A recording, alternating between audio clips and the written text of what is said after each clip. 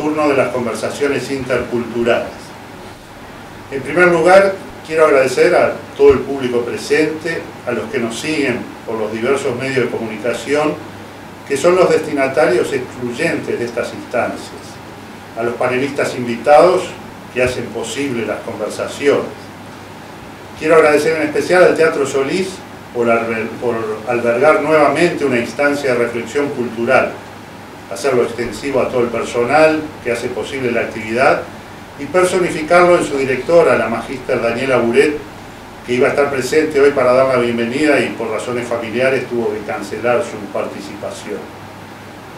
Quiero agradecer también a quienes hacen posible con su apoyo, tanto en el auspicio como en la difusión, que estemos aquí y sostengamos la presencia durante todo el año.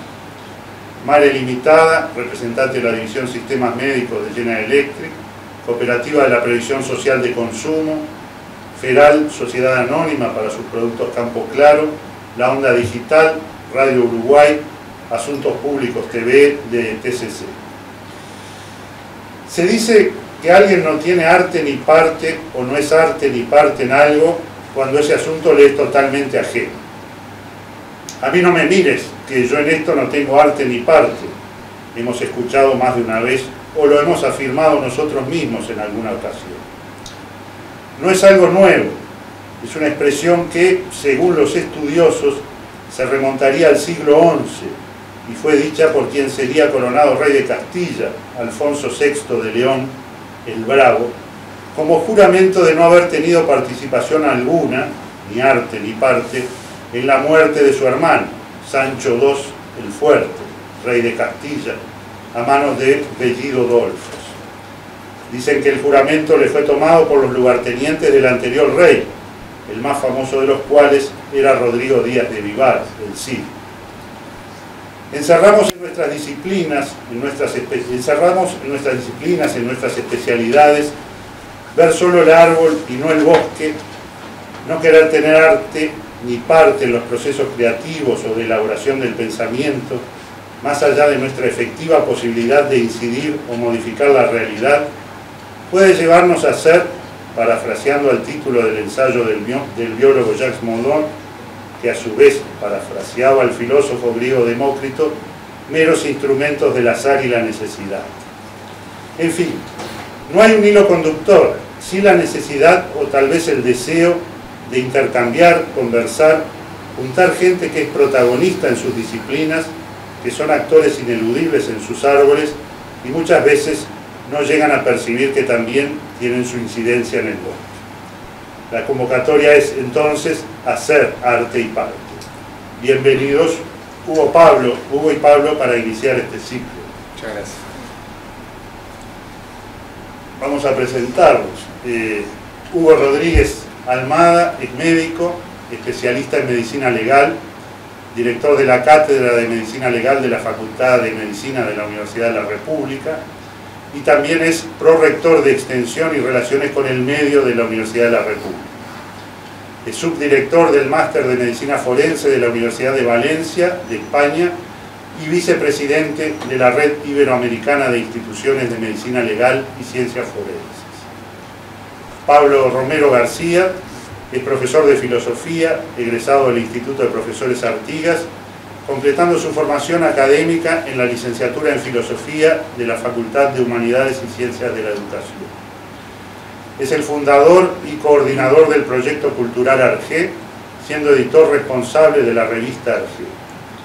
Se desempeña actualmente como docente de Filosofía en Educación Secundaria, como docente de Teoría y Práctica de la Argumentación en la Universidad Católica y como docente de Filosofía de la Diplomatura en Gestión Cultural de la Fundación Itaú. Ensayista y articulista en medios locales y extranjeros, es autor del libro Asueto de las Máscaras, publicado en 2007. Hechas las presentaciones del caso, vamos a comenzar en este nuevo desafío. Pablo, vos cuando como filósofo estás acostumbrado, y varias veces hemos conversado, a analizar la realidad, has trabajado mucho en temas de análisis de la cultura, ¿Sentís, ahora que estás acá junto a un médico forense, sentís que a veces estás haciendo una autopsia de esos procesos? ¿Una disección de ellos? Bueno, en términos tan analíticos, no sé si están así. Lo que yo sí, hay algunos problemas desde los que quizás uno se enfrenta como se puede enfrentar un médico a un paciente, ¿no? En el sentido de diagnosticar o pensar alguna patología vinculada a situaciones sociales y culturales. Lo que sí hay es una reflexión que en mi caso pasa mucho por el vínculo entre el concepto de cultura y de capital cultural con el campo educativo. O sea que igual mi abordaje está bastante focalizado y aterrizado en la realidad de la educación media.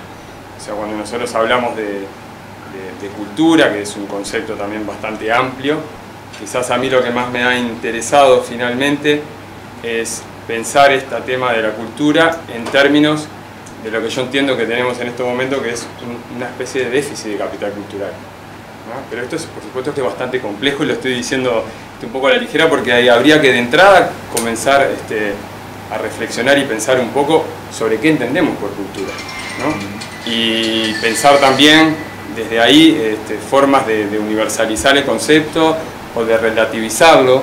Entonces ahí es medio difícil uno poder llegar a sacar conclusiones de decir, bueno, por ejemplo, en educación media hay un alumnado que tiene un cierto déficit en su construcción de capital cultural, porque por supuesto estamos partiendo entonces ahí de ciertas líneas que hacen a una concepción tradicional del concepto de cultura, en donde hay cultos e incultos, ¿no?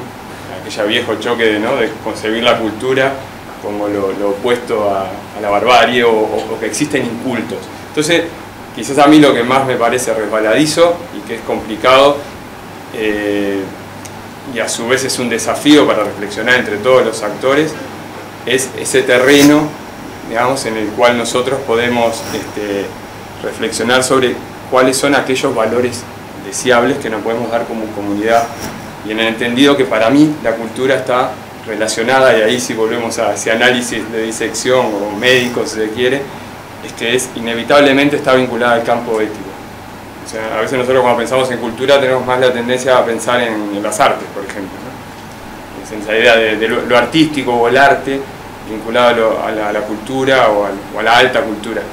Y inevitablemente siempre hay una dimensión de la cultura que está vinculada al campo de la ética. O sea que en mi caso, mis análisis o esa disección médica va por pensar la cultura en términos éticos, en términos de valores deseables y muy vinculado al campo educativo, que es mi terreno, ¿no?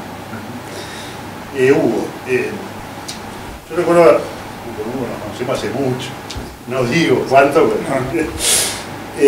pero recuerdo que hace unos años te hacía una entrevista y te preguntaba con una inquietud personal si el hecho de trabajar con medicina forense, el trabajo forense donde ya no tenés nada que hacer por la persona con la que estás trabajando, a veces no daba una sensación o no se contradecía con el médico que intenta salvar vidas. Y vos me hacías un planteo que iba más allá de lo técnico, ¿no? Yendo al aspecto más filosófico y humano del tema. ¿Cómo es eso? Sí. Muchas gracias por la invitación, y quiero confesar que tengo un susto bárbaro porque no me había dado la más mínima pista de en qué iba esto. La idea es tenerlos asustados. Pero valientemente vine acá. No, eso tiene un par de... Lo podría contestar por dos lados diferentes. Uno es que hay una medicina individual y una medicina social. Hay una medicina que se ocupa de la salud individual y hay una medicina que se ocupa de lo social, que no está relacionado muy directamente o necesariamente con la salud de una persona, pero que tiene que ver con la salud colectiva. La medicina legal forma parte de la medicina social, como otras de las disciplinas que que tienen que ver con la medicina. Esa es entonces una posible respuesta, en el sentido que puede no ocuparse de la salud individual, pero sí se ocupa de problemas sociales que tienen que ver también con la salud. Cuando se da respuesta o se intenta dar respuesta, porque esto no es CSI y hay muchas ganadas y muchas perdidas, cuando se intenta dar respuesta a algunas cuestiones de interés social, en este caso de interés jurídico, para resolver cosas que son muy importantes para la sociedad, que tienen valor social. Y otra línea de respuesta que yo la quiero decir porque quiero pasar este aviso, y es que la mayoría de la gente cree que nosotros trabajamos con muertos, y tiene razón, pero el 10% de nuestros trabajos con muertos y el 90% es con personas vivas que fueron lesionados por distintas formas de violencia. Número 1, accidente de tránsito, el número 2, violencia doméstica. Después viene el resto. Ese es el orden. Y entonces en ese caso también tenemos que ver con la salud individual, con la prevención primaria y secundaria de la violencia y de las secuelas que la violencia tiene. O sea que en realidad nosotros no estamos para nada alejados del área de la salud, y vamos a decir, capaz que es medio exagerado decirlo así, pero ya que estamos, la escuela uruguaya actual de la medicina legal hace mucho acento en la medicina legal asistencial, no exclusivamente la vinculada al sistema de justicia, sino la vinculada al sistema de salud, y atiende a niños presuntamente o posiblemente maltratados, a mujeres posiblemente maltratadas o verdaderamente maltratadas, violencia sexual, etcétera, etcétera, etcétera, pero en el sistema de salud, con independencia de que intervenga un juez o que intervenga la policía, sino como parte de la interconsulta necesaria. Se puede decir que Pablo hizo un poco de disección, un poco de filosofía, y ya estamos, ya los mezclamos un poco. Tú coordinabas un ciclo que se llamaba, si no me equivoco, Medicina Forense, Arte y Psicoanálisis. Tuve oportunidad de ir a alguno. ¿Qué se pretendía con eso? Bueno, ahí está. Cuando vos le preguntaste a Pablo, yo dije, pero qué lástima que no me la preguntó a mí, porque esa yo la sabía contestar. Nosotros creamos un espacio que es de extensión universitaria, que se llama Medicina Forense, Arte y Psicoanálisis, que ya tiene sus 4 años de vida, que propone mirar categorías jurídico-penales y categorías forenses desde ópticas diversas a la medicina forense, como son la del arte y la del psicoanálisis. Entonces, el día que lo presentamos, yo les dije al grupo que organizamos eso, dije, yo voy a explicar que en definitiva, que le decía a una psicoanalista, los forenses hacemos lo mismo que los psicoanalistas. O sea, que los psicoanalistas analizan y nosotros también, porque autopsia es ver por sí mismo. Y me decía, sí, Hugo, yo te entiendo, pero no digas eso, que no digamos a mí me gusta, porque no le va a gustar, a mi colega. Pero yo creo que hacemos exactamente lo mismo, y pienso que el arte también tiene ese corte, tal vez a la inversa, porque el arte de alguna manera lo que hace es mostrar encriptado un problema, que al desvelarlo se descubre y se resignifica. Entonces, nosotros, para ir a lo concreto, nosotros, por ejemplo, traíamos a un espacio así como a jueces penales que durante toda su carrera habían procesado gente con prisión porque tenían que 2 testigos que lo reconocieron a la persona que estaba sospechada, y entonces hicimos que 4 actores leyeran cada una de las partes de Causa de Buena Muerte de Mario Delgado, que narra una muerte en Caraguatá al estilo Rashomon de Kurosawa, y son de 4 versiones absolutamente diferentes, para problematizar el asunto de que el testimonio no es necesariamente lo que pasó, aunque la persona diga la verdad, entre comillas, sino es su recuerdo, es su percepción pasada por el disco duro de su experiencia, de su cultura, de sus prejuicios, de una cantidad de cosas. Claro, había un juez y me dijo, pero ¿no te acordás que los poníamos en las filas que de reconocimientos a un funcionario del juzgado que no era particularmente aseado, y que era desarreglado y se vestía con descuido, y todos le reconocían a él? ¿Por qué será lo que tenía que ser un rapiñero? Entonces dice, pero ¿y vos qué querés que te diga? Que el 80% es que los que procesé capaz que estaban mal. Digo, yo no quiero nada, yo quiero conversar, ¿no? Y ese es un ejemplo donde pudimos ver a través de psicólogos, etcétera, neuropsicólogos, qué era la memoria, poner a los jueces que consideran que la memoria es lo que el testigo vio, dijo, y si no es un mentiroso, quiere decir que fue así, y mostrar a través del arte cómo eso puede no tener nada que ver con la realidad, con lo que los abogados llaman la verdad material, que nadie sabe bien qué es, pero que se expresa de una manera realmente que muy diversa y que depende del observador y de su experiencia previa.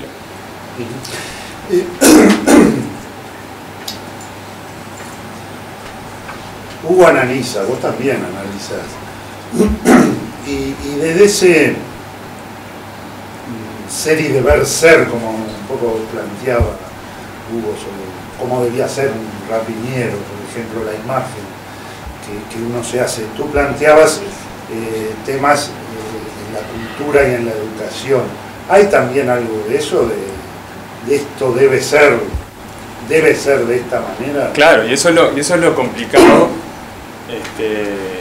porque nosotros podemos partir también de un concepto más homogéneo, universal, que de alguna manera deje de lado formas de la diversidad y de la diferencia, ¿no?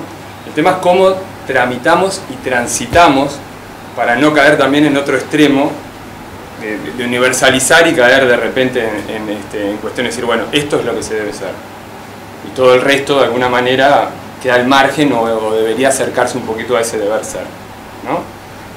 El tema es también cuando quizás, yéndonos al otro extremo, digamos, podemos caer como en una especie de suspensión del juicio valorativo, ¿no? O sea, en el concepto de que, por ejemplo, en un choque de culturas, que puede ser entre culturas como la oriental o occidental, de países, o incluso la interna, como nosotros tenemos de un barrio a otro, hay valores que por ahí nos chocan, y el tema es cómo transitamos, digamos, esa diferenciación. Si hay prácticas culturales, por ejemplo, en donde en algunos países a una mujer se le puede castigar con enterrarla y reventarla a cascotazos, ¿no? Nosotros ponemos desde una mirada universalista, desde la defensa de los derechos humanos en términos universales, juzgar esa situación. Después hay una mirada que también tiene que ver con el concepto de diversidad cultural, que a veces es, bueno, cada cultura debe darse sus valores, sus creencias, si eso funciona o no opera allá. ¿Cómo intervenimos desde una mirada que interviene y que está juzgando, que está diciendo lo que nosotros ponemos en práctica es mejor que lo otro? Y a nosotros nos sucede también como docentes, ¿no? Pues vamos a llevarlo ahora al aula. Digamos, nosotros venimos con chiquilines que vienen de diferentes contextos y a veces manejan códigos y contextos y valores absolutamente diferentes al término medio del docente. ¿Cómo transitamos esa diversidad en el aula, ¿no? De repente un chico entra con formas de violencia, incluso de violencia verbal. Y nosotros, digo, de repente es muy difícil poder entrar en juego y no a veces actuar, incluso cerrándonos en una perspectiva de lo deseable, y ese chiquilín queda por fuera. Pero también, digamos, si ingresamos esa diversidad, que por supuesto es bienvenida, pero suspendiendo todo juicio valorativo, diciendo, no, bueno, hay valores que deberían ser deseables, no hay institucionalidad, ¿no? Lo difícil es justamente, a mi entender, en ese punto medio, ese punto de encuentro entre pensar valores deseables, ¿no? y a su vez poder incorporar la diversidad. El extremo, digamos, de esa supresión de juicio también, a mi entender, anula el campo de la filosofía misma y de la argumentación, porque en definitiva, si todas las miradas particulares tienen su valor, a veces quizás también no entramos en juego en discutir ese valor, en poner ese valor en juego con otro.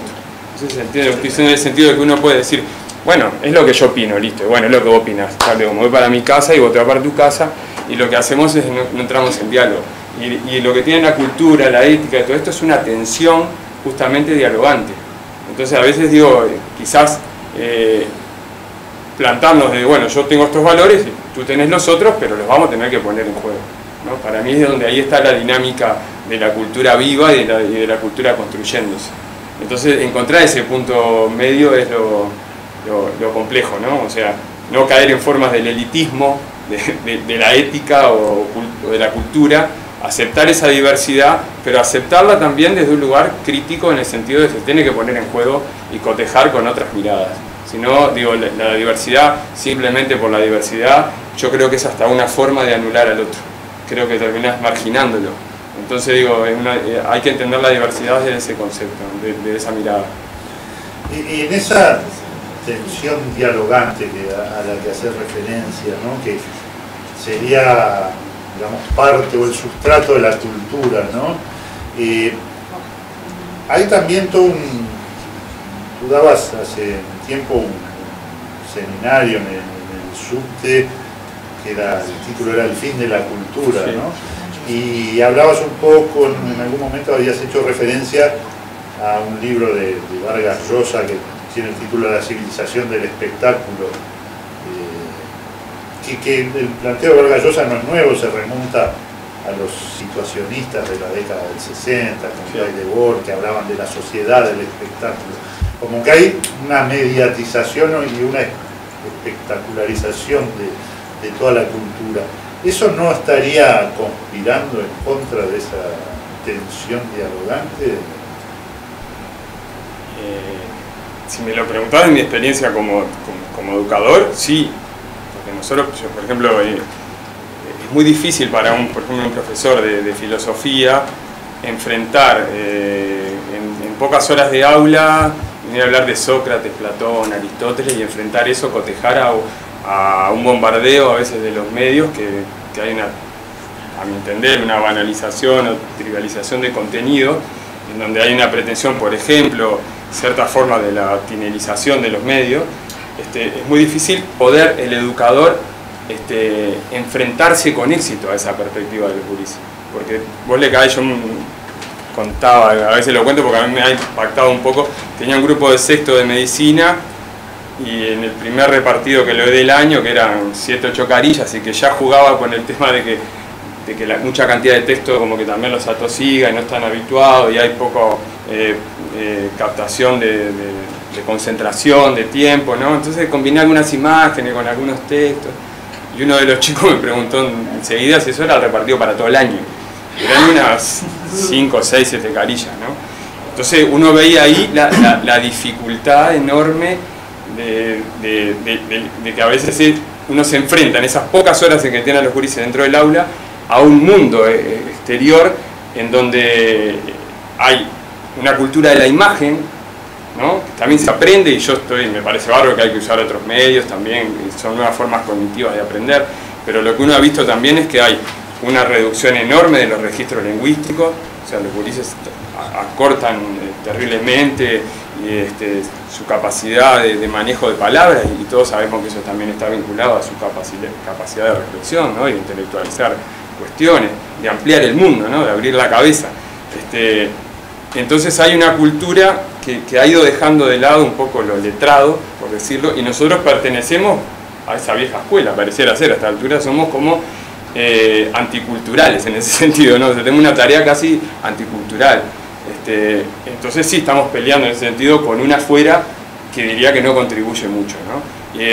Incluso en aquel seminario y eso, yo planteaba algo que había sido muy polémico, que había sido cuando se discutió acá la ley de medios, que yo sé que a veces puede sonar como una perspectiva un tanto autoritaria, ¿no? Imponer como contenidos o no, pero también, y yo lo ponía en juego, es si uno no en un menú ofrece tallarines todos los días, ¿viste? O sea que también cuando prueba otro sabor es complicado, ¿no? No tener la posibilidad de comparar. Y yo creo que nosotros tenemos un bombardeo tan fuerte en contenidos que son contenidos basura, básicamente, que es muy difícil después la tarea que tiene el educador en ese sentido de poder acercar otras formas, otros gustos, digamos, otras visiones, otras perspectivas de la cultura. Entonces digo, bueno, una visión media fatalista de los medios, no todos los medios tienen esa perspectiva, pero yo diría que hay un buen porcentaje, sobre todo en ese mundo de los adolescentes, que están bombardeados por cuestiones en los medios que complejizan nuestra tarea, ¿no? Que nos juegan en contra. Respondiéndote en concreto diría que sí, nos juegan más en contra que a favor, ¿no? Ya que hablaste de los medios y ya que Hugo habló de CSI hace un rato, en sus diferentes variantes, ¿no? Las Vegas, Miami, Nueva York. ¿Cómo incide eso en el aspecto también de convertir la medicina forense, la medicina legal, en una medicina del espectáculo? Sí, en mucha medida. En prescindir, además, yo la sensación a veces que tengo es que, como todo es tan a veces perfecto, que se encontró esto, lo otro acá, el profesional podría no existir. El analista, ¿no? El que analiza. Eso es así y no es para nosotros, es para los norteamericanos. A los colegas nuestros norteamericanos nos dicen que tienen un grave problema con la masificación de esos seriales porque la gente cree que es así. Que uno puede encontrar un vidrio roto y saber qué comió ayer el suegro que lo rompió y no se puede saber, y eso está generado en el público, esa sensación de infalibilidad, que si no se contesta exactamente con precisión a qué hora murió una persona, que es algo que es imposible saber, excepto que alguien lo haya visto cuando se murió y haya mirado, ¿no? Porque no hay otra manera, la gente cree que somos unos burros que no servimos para la función, ¿no? O sea que eso sin ninguna duda está. Y esa cuestión del espectáculo y el fetichismo que de la tecnología, que ahora que nuestra especialidad que se lo lleva todo el ADN, ¿no? Por cualquier cosa que no se puede encontrar un homicidio que si no hay ADN, ¿no? Y comparan el ADN con algo que se encontró en una prenda y nadie sabe si lo que había en la prenda era el que lo mató, pero igual van presos todos los que coincide el ADN y sueltan todos los que no coincide el ADN. O sea, una aplicación insensata y hasta sentencias de cortes muy prestigiosas en casos de derechos humanos han caído en el error enorme de decir, de indicar en la sentencia hasta que se identifiquen por ADN estos restos. ¿Perdón? Por ADN, no, por el método más adecuado, porque se identificaba hace milenios y el ADN es una cosa nueva. Y el ADN a veces sirve y a veces no sirve, y a veces está contraindicado. O sea, a veces está mal hacer este ADN. Nosotros tuvimos un caso bastante famoso que hicimos, aparte, una de las discusiones de arte, psicoanálisis que tenía que ver con los huesos de Leandro Gómez, que fueron robados, aparecieron, que no se sabía si eran o si no eran, y entonces te quedaban 35 gramos de hueso indubitado de Leandro Gómez, y querían hacer un ADN a ver si eso era igual al de los otros huesos. Era casi imposible extraer este ADN de esos pequeños huesos en esa cantidad, y lo único que se sabía que si hacíamos eso, que destruíamos lo único que sabíamos seguro que era de Leandro Gómez. O sea, era una barbaridad hacerlo. Pero yo les puedo contar 1000 casos, les puedo contar accidentes de tránsito múltiple, que el fiscal pide que se haga el ADN uno dice que el fallecido estaba conduciendo y que el que quedó vivo estaba en el asiento del acompañante para librarse de la responsabilidad, ¿no? Entonces, imagínense ustedes una escena, un auto lleno de sangre, que los bomberos tuvieron que cortar con una cosa, que lo sacaron, que pasaron por todos los asientos, chorreando sangre y todo, y hay que hacer un ADN a ver si la mancha que había en un asiento se correspondía o no con la de otro. ¿Qué tiene que ver? Y el fallecido tenía marcado acá el cinturón de seguridad, una escoriación gigantesca, o sea que no había que hacer un ADN, había que mirar, porque ya sabíamos quién estaba en qué lado, porque era el que tenía la marca que iba de izquierda a derecha, era el conductor. ¿Qué ADN, no? Bueno, por eso digo, hay una fetichización espantosa con el ADN y con la tecnología, y con pensar que pasa igual que en la medicina clínica, que es mejor si es más caro. Y yo quiero meterme un cachito en lo que decía Pablo de la tenelización, porque yo quiero contar una cosa que le ha contado en otros lados, que no es solo la tinelización y si Polino da 10 o da 9, no. Aparte de eso hay otras cosas. Yo le pregunté a alumnos de primer año de Facultad de Medicina, 2 años seguidos, iniciando los talleres de bioética y hablando de una manera abierta sobre derechos humanos, y de repente se me dio por preguntar el primer año, y lo repetí al otro año con idéntico resultado, si pensaban que la tortura podía estar justificada. Más o menos unos 2/3 opinan que sí, que está justificada. Y lo argumentan, dicen, pero si yo sospecho que hay un terrorista que va a poner una bomba, que puso una bomba en un avión donde viajan 500 inocentes, ¿cómo no es válido que yo aplique un método para obtener esa información, un método que es extremo, pero que puede salvar la vida de 500 inocentes? Y eso, hay películas todo el tiempo que el bueno es el torturador. Hay una película famosa que yo vi, son 2 americanos torturando sin parar, a un árabe toda la película, y transpiran, y sufren, y están mal comidos, los torturadores, ¿no? El árabe colgado, y anduvo para el Oscar, que ni el nombre recuerdo ya. O sea que hay una transmisión muy fuerte de valores, pero pesados, o de antivalores, o como quieran llamarlo. Sí, creo que ahí entramos se juntan ciertos caminos, ¿no? Tú hablabas al principio de la ética, tú integrás la red de bioética, ¿no? Son elementos en común que podemos despojar de aspectos técnicos las disciplinas de ustedes, y hay un sustrato común cultural, en definitiva, ¿no? Yo me quedo pensando, ¿no? con todas estas cosas de la latinoización, de los quiebres culturales. A mí a veces, no sé si es porque estoy viejo, me cuesta entender qué hablan con nacionales míos. Y no, porque sí tengo una disminución auditiva en un oído, pero no es por eso, porque no entiendo. Como que se habla en otro sin abrir un juicio de valores sobre cómo se expresan o no, pero en definitiva como que se van formando guetos, compartimientos estancos, y se va perdiendo una perspectiva más global.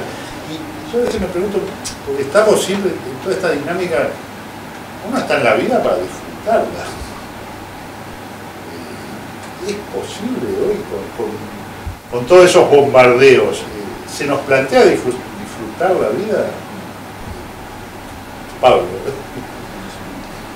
No, bueno,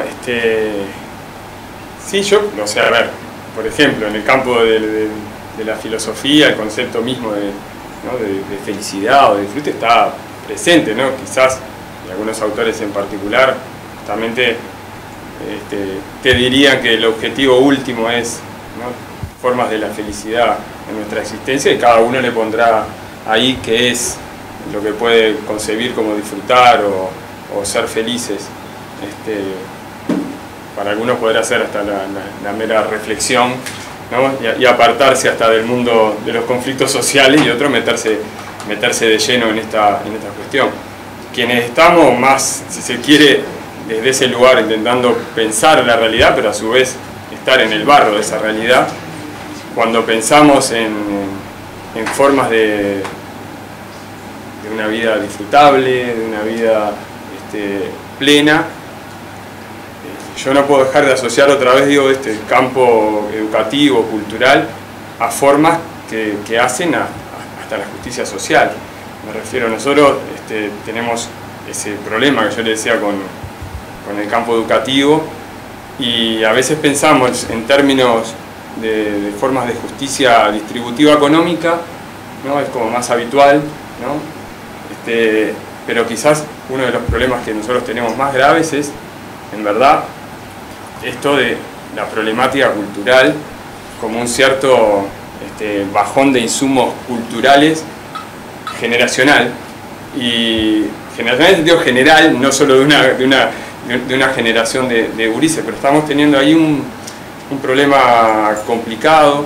Nosotros, en algunas charlas que hay algunos compañeros que han estado en discusión, hemos planteado, por ejemplo, porcentajes complicados. Yo sé que hablar de números a veces es algo frío, pero estamos rondando el 40% de repetición en el ciclo básico.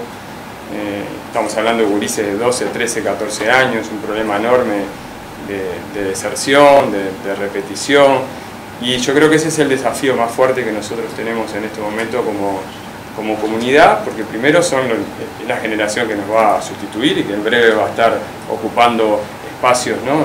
sociales, que es el ciudadano que se viene, y creo que estamos teniendo un problema grave, pero además es un problema en términos de lo justo. Digamos, uno puede tener la posibilidad de nacer en hogares donde de repente hay insumos culturales en juego, que están visibles, que están presentes, y lo que tenemos es que en muchos hogares eso no está sucediendo. Son cuestiones absolutamente alejadas.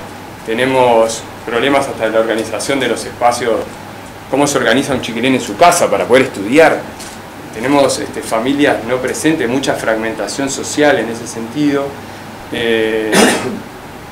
Nosotros a veces marcamos la diferencia, yo digo, por eso la importancia del capital cultural, algo que hace muchas décadas ya hablaba Bourdieu de la importancia, ¿no? Cómo la educación jugaba además un rol importante, pero lo juegan por supuesto todos los actores intervinientes, empezando por la familia, ¿no? Que es el primer lugar de educación, porque en verdad nosotros, después tenemos la institución formal, pero el primer espacio es la familia, ¿no? Y quizás lo que uno le puede dejar como herencia clara es determinados valores éticos y determinado caudal cultural.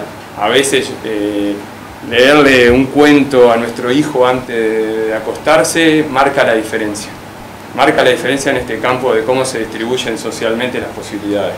Porque vos incentivás la imaginación, la capacidad, ¿no? de registrar también otro lenguaje. Y eso no está sucediendo en muchos hogares, en muchas familias. No está. Entonces nosotros estamos teniendo brechas enormes en ese sentido. Y a mí es lo que me da un poco de miedo, porque no necesitamos levantar muros como Donald Trump, pero a veces hay muros simbólicos que creo que son los que se están construyendo y se siguen construyendo. Entonces, nosotros vemos, por ejemplo, que a veces cuando pensamos en términos de inclusión en el campo educativo, hay que ver cómo tramitamos la inclusión, porque inclusión no es simplemente colocar en el aula, ni es simplemente a veces incluso apoyar en términos económicos, que es algo necesario y vital y es un primer paso, pero yo creo que donde todavía nos falta generar una verdadera inclusión es justamente en el campo de la cultura, porque yo creo que ahí hay una inequidad importante y hay formas de la justicia de distribución de bienes culturales que no está funcionando. está funcionando mal y que están viendo esos resultados, ¿no? Además en el campo educativo, ¿no? Y esa es la crisis cultural que yo creo que tenemos y que estamos muy sobre la ola y quizás no nos damos cuenta, pero bueno, hay que alertar sobre, o por lo menos ponerlo en debate, ¿no? Antes de volver al tema del disfrute que te planteaba Hugo, tomando esto que planteaba Pablo, la medicina está preparada también para ese desafío desde el punto de vista social y cultural, de formación, digamos, de los profesionales para ver esas realidades? Estoy tentado a decir que no, pero yo lo que quiero es, contestando un poco eso, pero complejizando un poco lo que decía Pablo, que lo comparto completamente. Además de los muros, los estudiantes de medicina manejan muy pocas palabras, o sea, uno les plantea una prueba de múltiple opción y te llama. También está la clave, ¿no? Y te llama. Porque las pruebas de múltiple opción han llevado a esa disminución de vocabulario. Y te llaman y no la pueden contestar porque no conocen la palabra que está escrita, ¿no? No saben qué significa. Pero palabras de uso bastante común. Y yo le puedo contar que es muy común que los profesores, que nosotros, proyectemos cosas con faltas de ortografía. Eso está normal. No es en mi época era un escándalo, el tipo hubiera hecho el ridículo. Hoy no importa mucho. Yo recuerdo un destacado profesor de grado 5 de mi facultad, que yo aprecio mucho, que me dio un día que me mostró para que opinara sobre una presentación que le había hecho en PowerPoint, un PPT, un tema X, que no digo qué para no revelar mucho quién es. Y le dije, mirá, que me encantó, que me dejás que te ponga los tildes. Me dijo, no, yo lo escribo así, todo el mundo entiende. O sea, yo no puedo concebir, pero bueno, que será una manera mía. Digo, evidentemente también una cosa que me parece que se traslada a nivel terciario, sin duda, incluidos los profesores. Sí. Todos los cursos de argumentación y a nivel universitario. Y los gurises se encontraron, estamos hablando de gurises entre primer y segundo año universitario, que encontrar el núcleo argumentativo de un texto bastante sencillo, te diré que casi nadie lo encuentra. O sea, entonces sí, es un síntoma complejo, ¿no? Se traslada a todos los niveles, no solo la medicina, no solo lo académico, a todos niveles.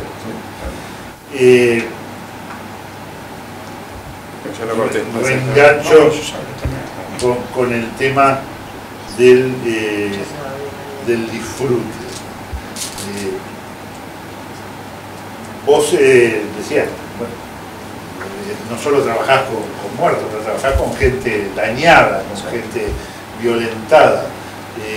¿Cómo hacés para salir de eso y poder encontrar sentido en la vida?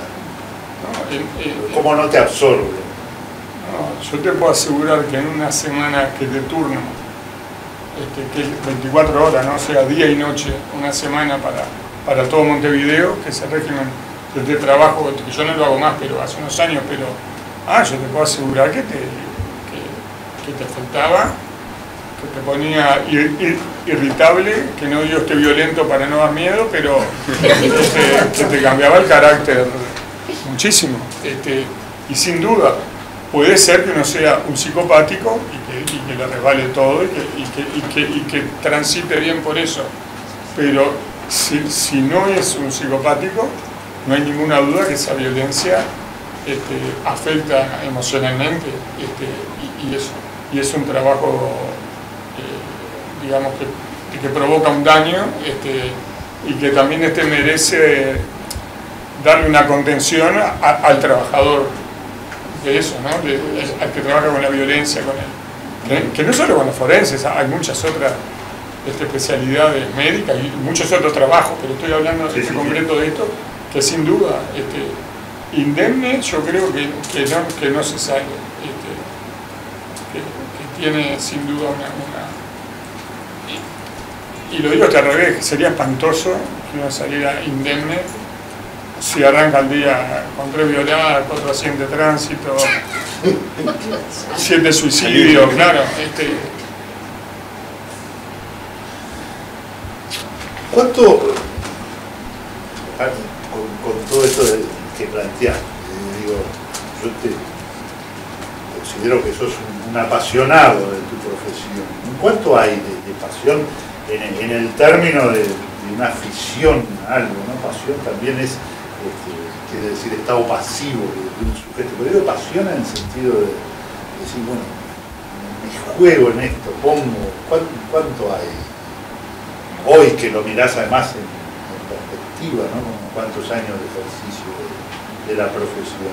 En mi caso es enorme, o sea, para mí era un trabajo absolutamente apasionante y absorbente y exigente y paradójicamente que disfrutable, o sea, quiero que se entienda eso, o sea, uno sufre con la cuestión, pero siente que está haciendo, que está ayudando hasta resolver algo, que está contribuyendo, que se está comprometiendo con un problema serio, y en ese sentido que digo que es gratificante, paradójicamente, ¿no? Pero sí hay mucho y yo me animo a decir que no es porque me quiera incluir los buenos, que quiero incluirme, pero que los apasionados son los buenos, que los que tienen, todos los que tienen pocas pilas forenses que yo conozco son horribles. ¿Y cuánto hay de pasión en esa práctica docente? Bueno, para mí también es lo mismo todo, ¿no? Por supuesto que uno puede terminar siendo una especie de funcionario público apático, si quiere, dando clase igual. No digo que eso no pueda llegar a existir, creo que no, puede haber una minoría de eso, yo creo que la mayoría de los docentes sienten esa pasión y en mi caso se despertó a partir de otros docentes. O sea, yo en verdad creo que cambié mucho de mi condición de ver de cómo veía la vida en todo sentido por clases de filosofía de otros profesores que tuve, ¿no? De secundaria y también en formación docente.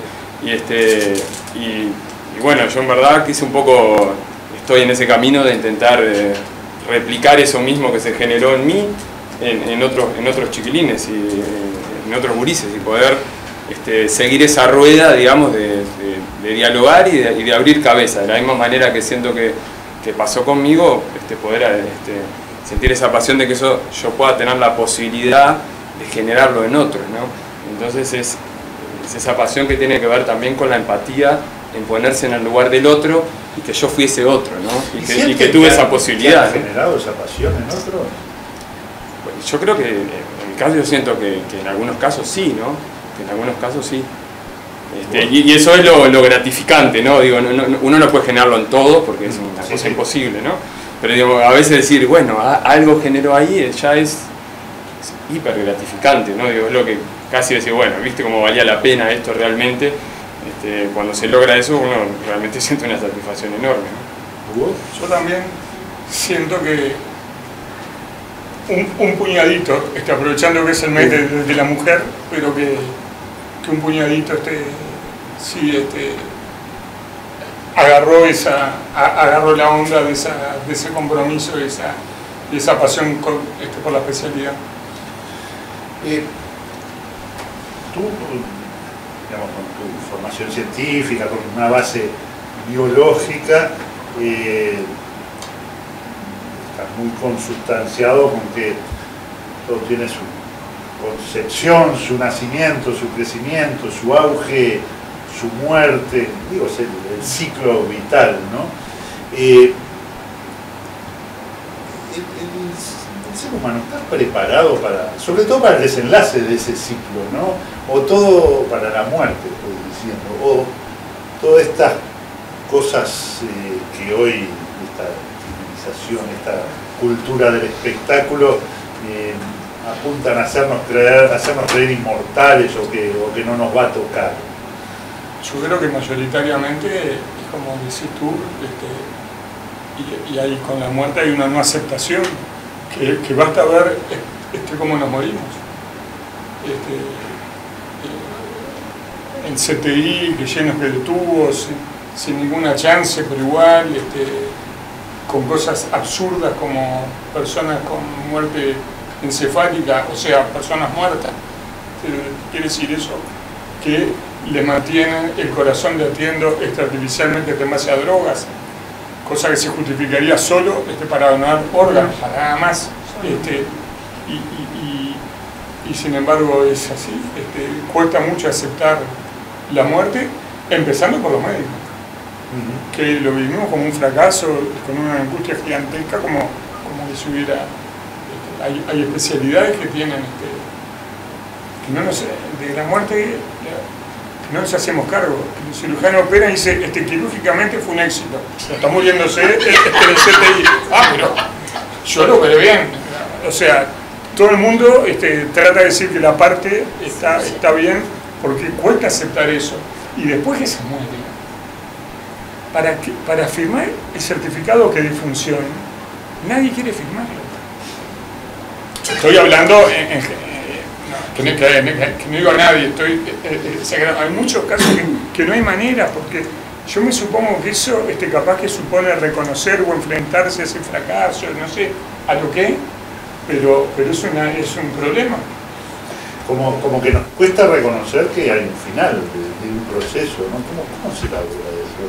Sí, bueno, yo creo que también es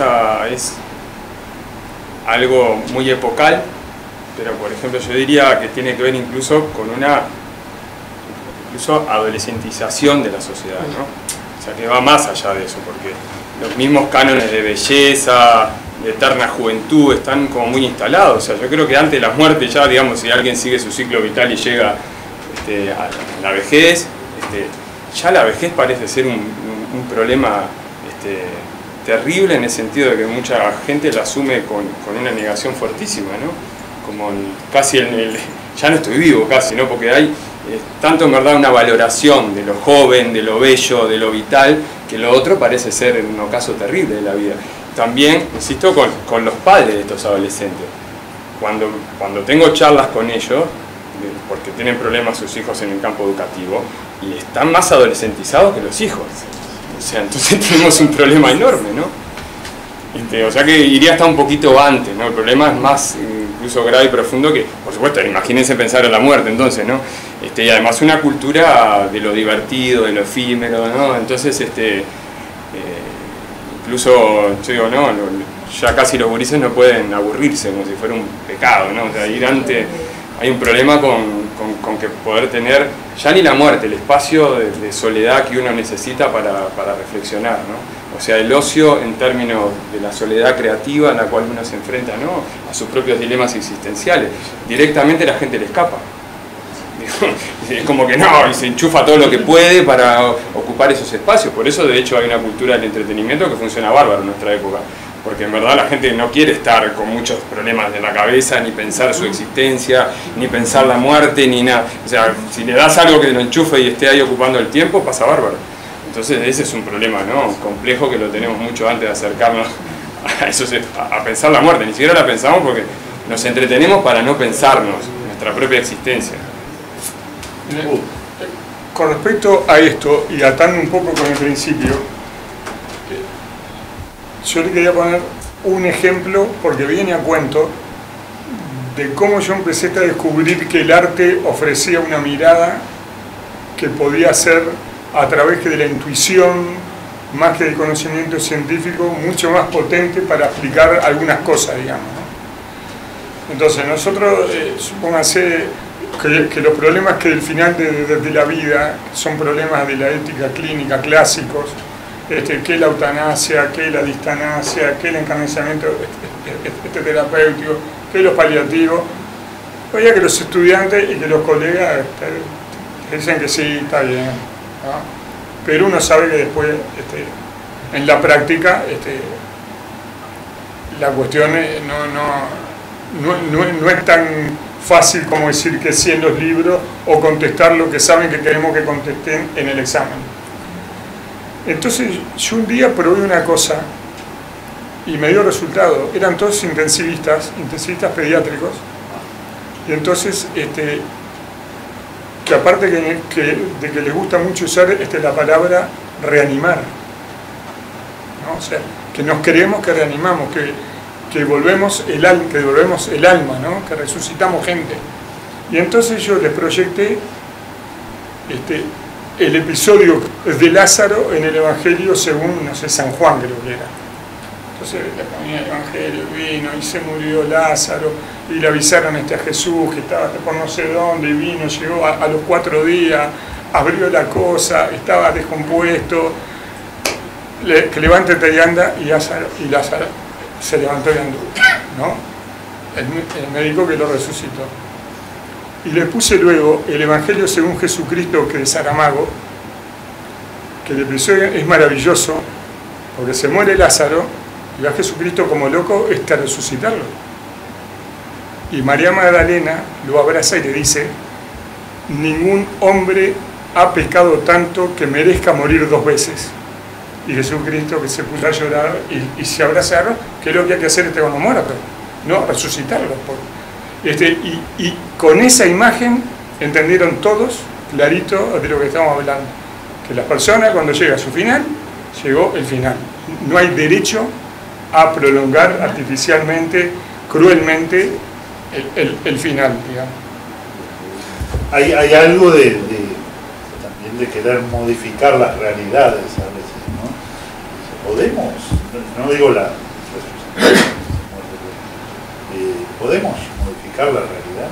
¿O somos meros partícipes de...?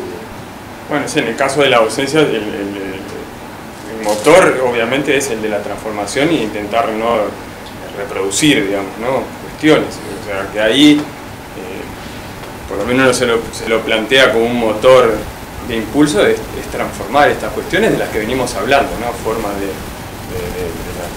lo no justo, que haya un mayor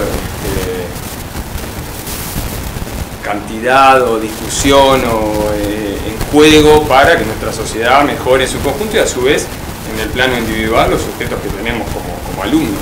O sea que en ese sentido sí, yo creo que por lo menos yo siento que hay un motor ahí que es que uno puede jugar un papel de transformación. De ahí a lo que suceda, si en definitiva no terminamos reproduciendo muchas cosas, es otro asunto que también uno tiene que cuestionarse, pero yo creo que el motor que uno puede tener también en su profesión es poder cambiar y modificar, ¿no? la realidad, intentar ponerla en cuestión, en suspenso, en juego, para poder modificarla, ¿no? Totalmente, pienso que sí se puede. Bien, todo tiene su fin, como siempre digo. Y estamos llegando entonces al fin de este primer encuentro. Quiero agradecerles a todos su presencia